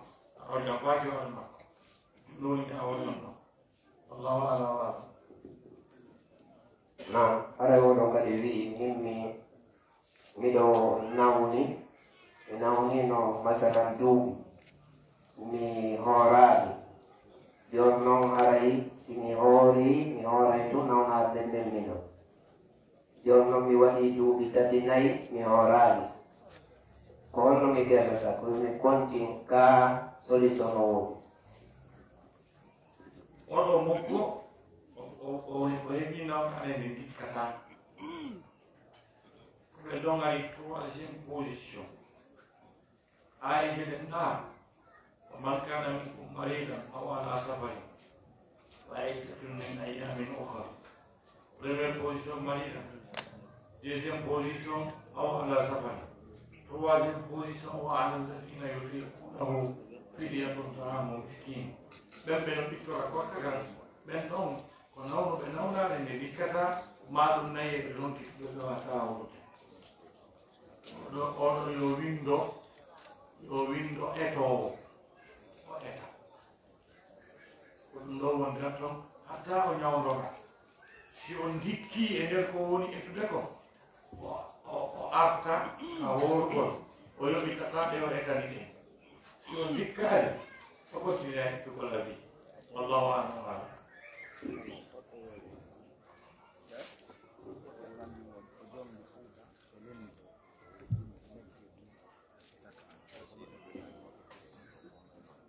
Nah, ono kadi o wi mo lanno fi ñawole goɗɗo jomba jiwo fulawa jon noon hara jiwo on o naaɗiɗale makko suudu ɓe mana o waali fulawa waari ka saari joni noon on sagata jomuɓe suka on nawna maaya est ce que sonnajo on eddinotomo iddatul wafa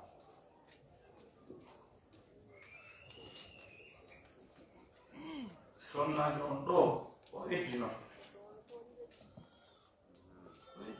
ɗi kala ɓe naati ka ani suudu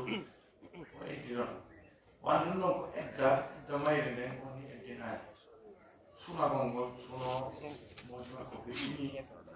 walla mo suuni mo jogani moji makko sentiment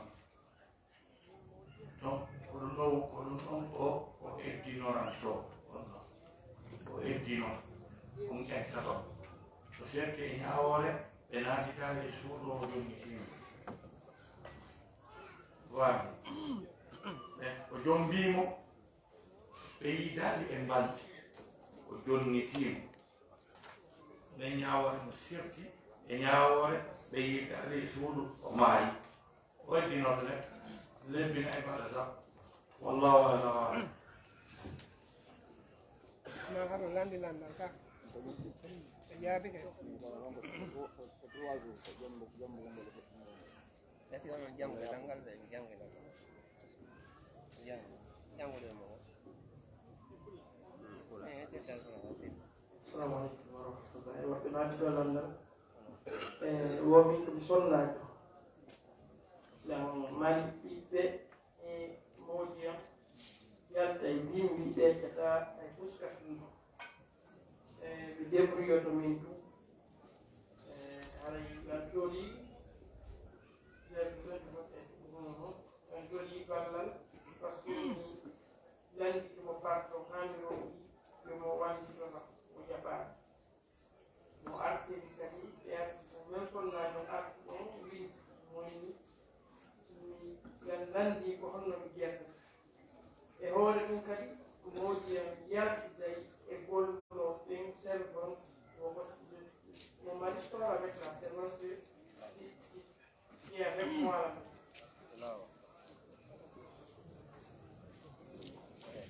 lui c'est un grand jalosa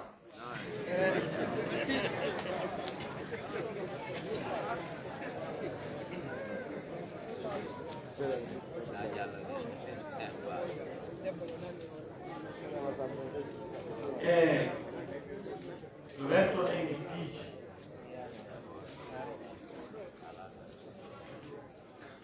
Roberto lì e muovo col pingue alla calata e basta dunque è anche i tina kan en vale du woni jikku men kadi jeeya kay dina kam few jombugol ala dépense jeeya kay dina few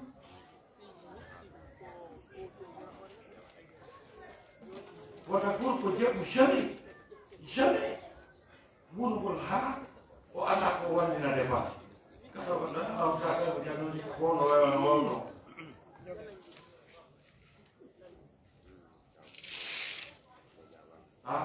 fayno kasa ko noon no mbayi ko wanni noon dépense ko ganda ko woni ɗum kon ko ɗum wayi no wona ɗum ko jikku hurɓiniɗo billahi o woy jikku hurɓiniɗo mo worɓe ɓen woni wadde joɓɓugol hara ala dépense letta ɓeygu mum letta ɓiɓɓe mum ɓen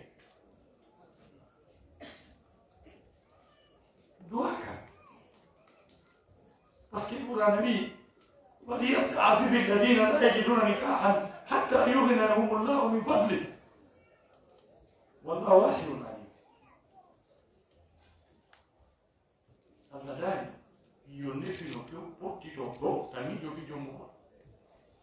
يا سورة النور on tigi miijo fi jumbugol few fannintama o heɓaade ko wallina dépense non andi ko ada ɗum Allah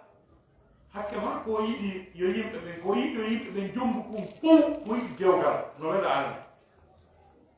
kono ko wi'i ɓe ala moyen ɓe ala feere ko wallina dépense comme wata ɓe jombu ko ɗum Allah wii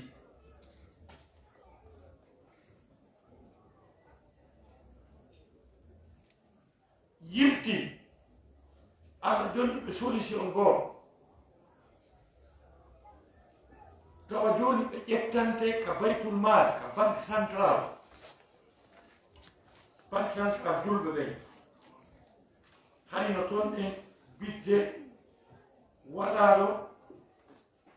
e budget waɗaɗo rahim bichir aywa banque central julɓe ɓen no woodi budget waɗaɗo ka sukaaɓe fewdiɓe jombugol tawa ɓe ala feere ko ɓe jombira kono hara ɓe mari golle si ɓe jommanama ɓe wawa jogitaade ko moyen jombugol ngol woni ɓe ala ɓen ɗon on Allah daɗi wa atuhum min malillahi alladi ata jonneɓe e jawdi Allah ndin Allah jonni on ndi zakaji aroji ɗin ka banque central ka baytul mal e recette ji gouvernement julɓe ɓen yo budget goo waɗe fi jongal ko sukaaɓe kono ko sukaaɓe ɓe tawata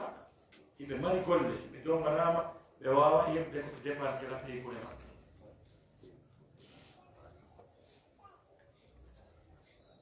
donc kono si tawi ɗin mbuuɗi ala a ala golle a ala situation wata jombu ko letta ɓiɓɓe kadi watto ɗo koye kadi letto tuma yiɗa ɓey ngunku woy ɓikkoy koy sikka ɗum ko yuru ɗum Éthiopie to Somalien goy ko ɗum sikkata he gegen tampere ɗe no ikkene a janngayde ka yaasitayi angal ko ñaame ñande o ñande hawande kadi Allah ko laali en ko ñaame ça se doit pas kala ko on tigi watta ha ɓeygol makko ne ñaama wata o innin ɗum si a puusay si a rondoto si a kirbitoto sa tippoto paɗa si ɓe metante katkare kala golle ɗe waɗata ɗen golle déjà c'est une fierté ko goɗɗo lakkete tampa yimɓe ɓe jalamo dari kaari ko rondoto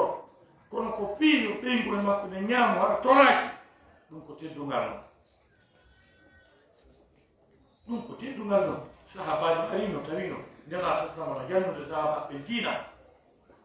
o dari ka dambugal o jeɓti seeɗa o yehi ɓay garso lanni sahabajo ko wi nenaɗo a yino kaarijo nenaɗo wi mi yino wawa ɗum ko yiɗugol aduna goɗɗo yi a nelaɗo no jannude yaha nenaɗo maki ƴerdo moƴƴa si tawi ko ɓeygol e watti ka suuɗo ka ɓen ñaamay yaray ñawnoto ko ɗum yehi naɓimi fowo fi sabilillah ɓe jihaati woni tawi ko yumnira o nayi to ronkituɗo mo wawa lawoli mum watti ka suuɗo ko ɓen woni dogande ɓe maaki fowo fi sabilillah hono mo yiyaali hadis nenaɗo sallah sallam kaɓe maaki mbuuɗu ngu goɗɗo okkata miskinɓe e mbuuɗu ngu goɗɗo dépensata fi jihaadi fi sabilillah kañum e mbuuɗu ko goɗɗo ittata sadaka wallito tampuɓe e mbuuɗu ko goɗɗo ittata wallinana ɓeygule mum nden dépense ko ñaama nenaɗo maaki ko gon mbuuɗu ɗon Allah ɓuri yitte ka Allah eɗi mbuuɗu nafaanu kadi yaade o yaade o hadis atten fi Allah on jikku bonɗo jikku yersiniɗo taw on tigi nawna bersa walaki laftani hunde mbusata ñande wo fewta ɓeyni mum wiya Allah korani e ñande kadi wawi Allah tippinta sabajo go suttuno salminte ɗum o gon dañol Toro. Saya nama Omar Kimo. Oh saya nama Omar Wika. Wina pun mata tora. Kalau pun mata dua pun mata. Tapi bus ini mau kasih kamu musa ini kami. Sahabat itu kan kasutur gal bahasa, fiona nela. Tayo udah awalnya mustam, kayak orang motor. Nela lebay andi dum penutimo. Ini ane. Mata kama oh. Nela lu ini sahabat ini di mau dikala ko jogi ko adi. Nela lu ini kipiji bakudi bat ojanse. Kombo yo kali nundo, oya nundo. Buro yo mo dewo na dubudi. Oye ti biji makoli. Oye ti dimbudi na ye ti dimbudi joni sabai. Wo sonno yan tenirde sordo ya. Nena do joni mo tenirde wosini kan sare o. Empere leppi hasa tananga andai. Yo ka buro soppo ya. Be mo mani nya. Oye o nangi soppare mare kapeng ono patro taya de o kakala kafe bila yarete ko won kala ka hui ka akaya ko won kalondete kala kete de iyata tinjogi nyambo pasi kalo marsai wallahi masata no sini boy tabare penno bitti to ngala ko ay ala wolena susata wolande goɗɗo no hersi tawa ala ñamude ala ittude koƴƴe tawa si ƴetti reedu ñamata ko fa ala kon donc ɗon yo yimɓeɓe watta hakkille ɗum ɗon ene huɗɗini ha ɓeɗiti tawa noon si ɗum ɗon kadi dewti kadi ɗum kadi ɗum ko ɗum yiɗa ko ɗum ɗum no hecci hen ko wiyete ɓenɗo jamawoɓe ɓe watta hakkille muradu muɗɗum ɓe ɓuura allah subahana wa taala e ɗemore maɓɓe ɓe ɓuura allah wallahu akbar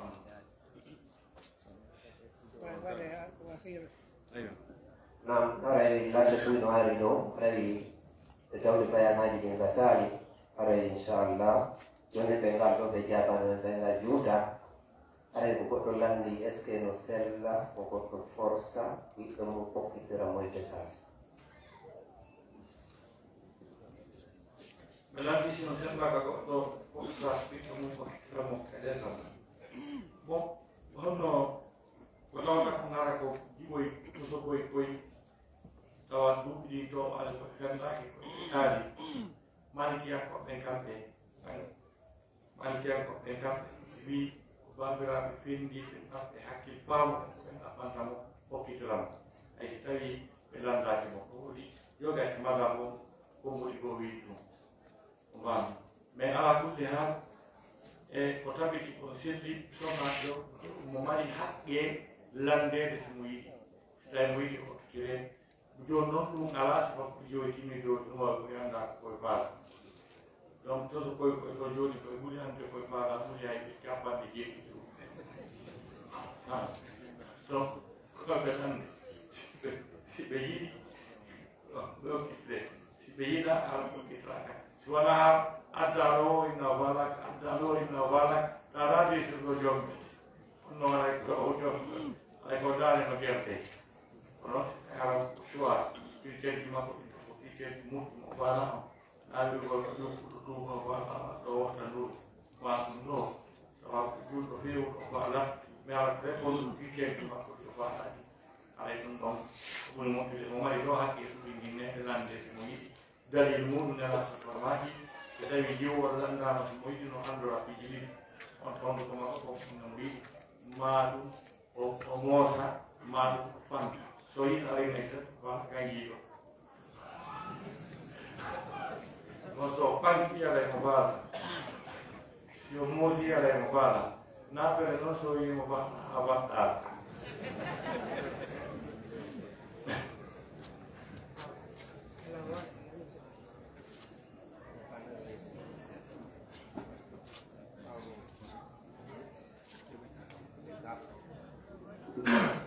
Est-ce qu'il y a parmi nous des gens qui ne comprennent pas et le Poulard, est-ce qu'ils sont là? Vous pouvez lever les mains?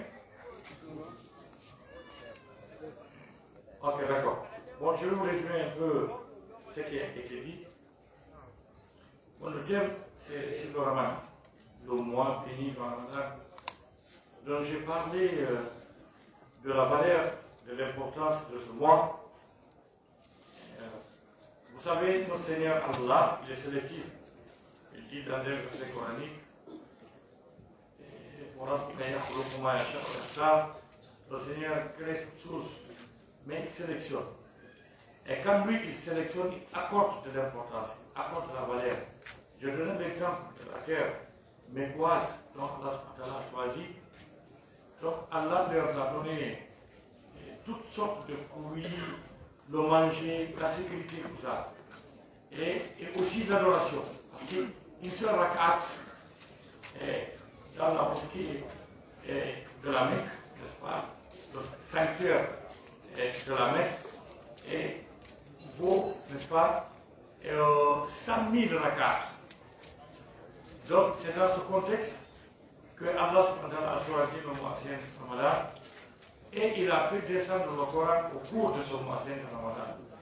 Et le fait que le Coran est descendu de ce mois de Ramadan, cela a suscité un changement positif, n'est-ce pas, dans ce monde, dans tout le plan, sur le plan scientifique, sur le plan juridique, sur le plan social, économique et culturel. Donc, c'est aussi, et c'est au cours de ce mois de Ramadan, dans la nuit de Laylatul Qadr, qui procède au plan d'action annuel. Parce que vous savez, avant que Dieu crée cet univers gigantesque, il avait créé un stylo qui a écrit toutes les prédestinations. Et donc, et ça a été mentionné dans la placette Allah le Mahfouz. Et maintenant, Allah procède à la révision de cette placette, de ce livre céleste, au cours de ce mois de Ramadan, de Laylatul Qadr. Ce qui veut dire, il y a certains qui disent que c'est la nuit du décret, c'est la nuit du destin. Donc, Jibril viendra avec un groupe d'anges, avec des décisions prises chez Allah pour notre d'action annuelle. En plus, donc c'est un mois dont les Satans sont enchaînés et les portes de paradis sont ouvertes, les portes de l'enfer sont fermées. Donc il est temps pour nous de procéder à l'adoration parce qu'on n'a pas de Satan et qui nous déroutent. Donc, et ça c'est très important. C'est un mois aussi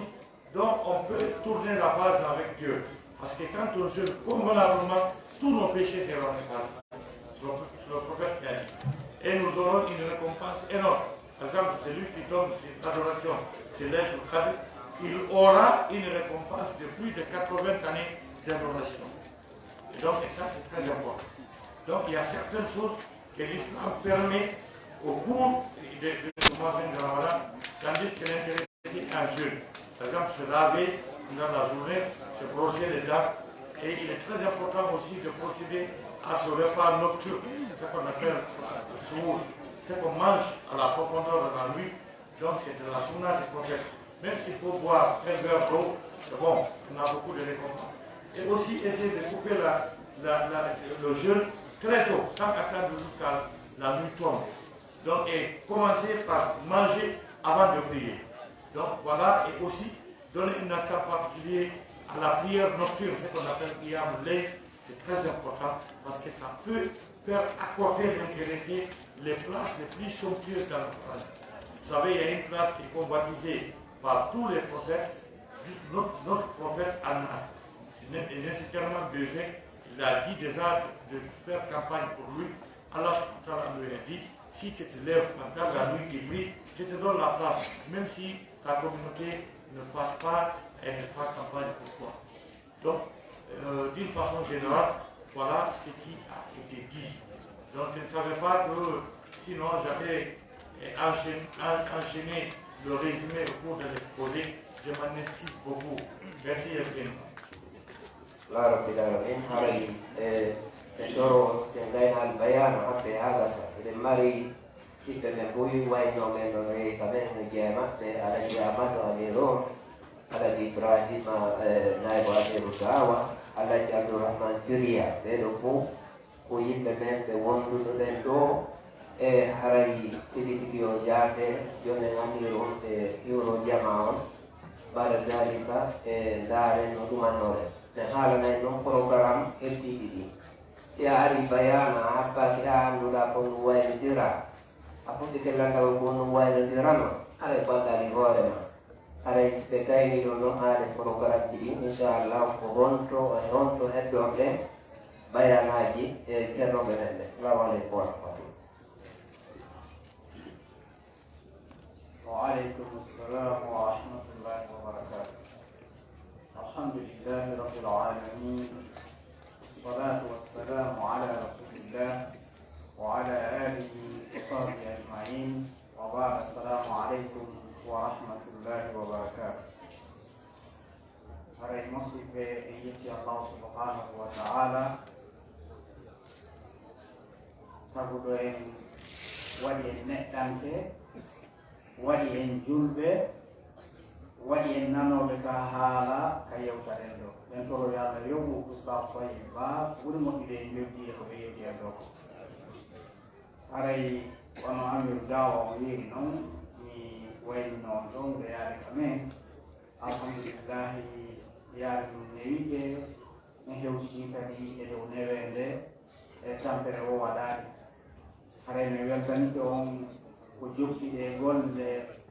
ɗe wonnoɗen e mum e ɓaawo amen tawi haysi meɗen ɗo nun golle ɗe ɓuratano ni haray min jarni on en jarni oustad Tayyib ɓen toro yo Allah ɓeydanɓe cellal ko waɗi noon ko cellal ngal wawini ɓe yettinal gollen ko ɓe yettini ɗo ko yo Allah ɓeydi cellal ɓeyda tabintingol ɓe e gandal maɓɓe ngal enen kadi o ɓeydamen. Chers parents,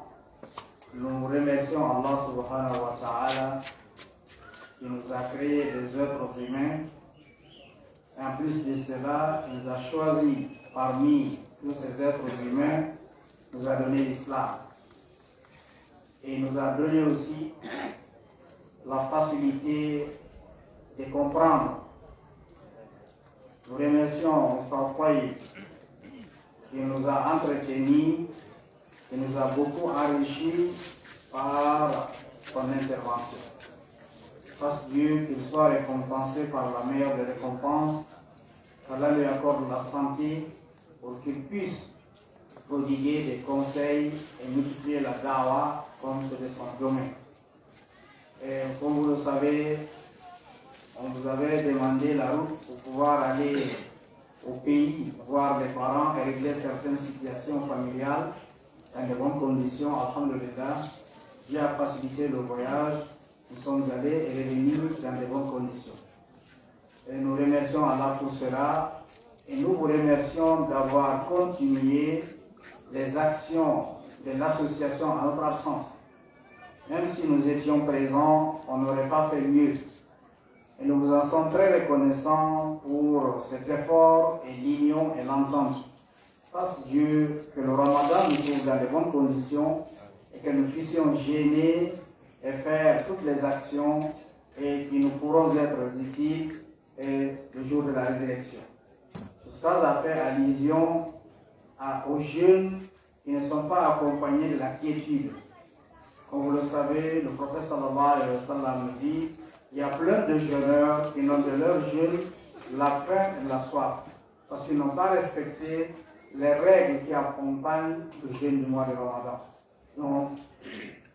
nous arrêtons là et nous vous remercions et fasse Dieu que nous retrouvions tous au paradis d'Allah subhanahu wa ta'ala. Assalamu alaikum wa rahmatullahi wa barakatuh.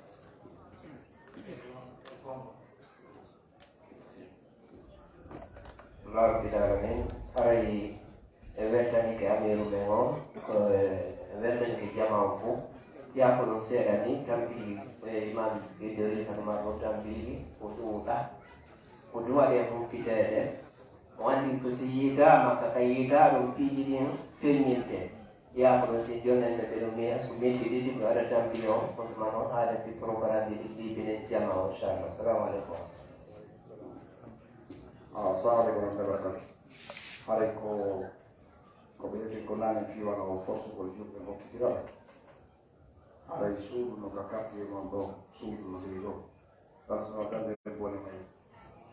kala ɓay ko jeɗodira ko ɗo jeɗodira ɗo e woodi ko ma e wawko mo yahi ha o naati nder ɗon haɗa no ɓeyi probléme jiwo ko jajirawo men gon ɗo bandirawo men o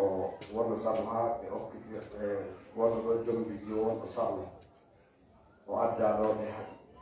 o landi fiɗo sula o naati ɗon vraiment sattuno moƴƴo yo noon sumnu ɗo ɓe yawi ɗon ɓe annda woni feɗɗirde ɗon hay kadi wona ɗo ko tawat bare kono tawata tawde men ko wono nervi ɓe darida ɗon wonaji sappo suudu min wakkati ɗo kala tawi ko wiyaw ɗum ha tikki ɗon teppere mum ma debbo tawi mo jogori probléme ma makko on jiwo ɗo yawno ha ambassade sarlo mo humpodira noon ko pratiquement ɗikko o hooti bon on jiwo donc haɗa ko wonanko liɗɗi ɓen ɗo fi